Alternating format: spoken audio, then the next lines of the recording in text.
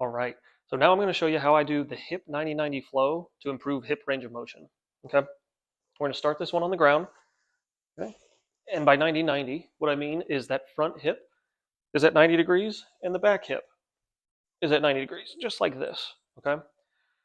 If you have trouble getting into this position, adding some pillows or foam blocks like yoga blocks under your butt can actually lift you up and make this a little bit less intense of a stretch for you.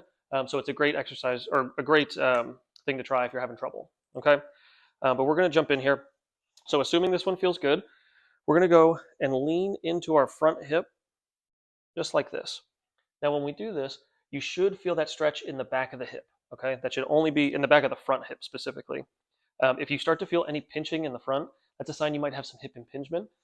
Those yoga blocks would actually be a good move if you were starting to feel some hip impingement. But otherwise, we're just going to come up here and stretch.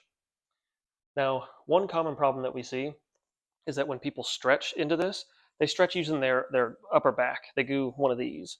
Okay. Right now, I don't feel any stretch in my hip here. So to maximize that stretch in the hip, you can think about moving your belt buckle forward or kind of rocking your hips. This makes sure that we're using the hips in the movement, and immediately I feel a significant stretch from here. Okay. And we're going to hold this guy for 30 seconds. I won't make you do that with me on camera, but that you would hold this for 30 seconds. Okay. And then we come out of it. And then we're going to do the opposite to this side. So we're going to kind of lean back like this. Okay. This can be a little bit of an intense, uncomfortable stretch for some people. If you feel pain in your knee, back off. Again, you can do the foam blocks or pillows under your butt. And then if you feel pinching at the top of the hip here, which is another common one, instead of leaning like close to the leg like this, lean away a little bit. That takes some of the pressure off that outer hip, outer part of the hip joint, and then you can lean back from there. Ideally, we want to feel that stretch kind of under the leg here, kind of almost in the butt, but in the groin is fine too. Whatever needs to stretch is going to stretch, as long as it's not this or the inside of the knee. Okay, and again, we just hold this guy for 30 seconds.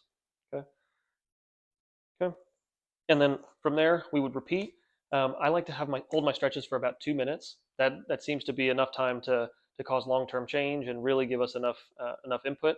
And then I would do this on the other side too. So we're on this one here, we're stretching external rotation on the front leg and internal rotation on the back leg. And then if you switch, you make sure you hit both. Okay. Hopefully this helps. And if you have any problems with it, reach out.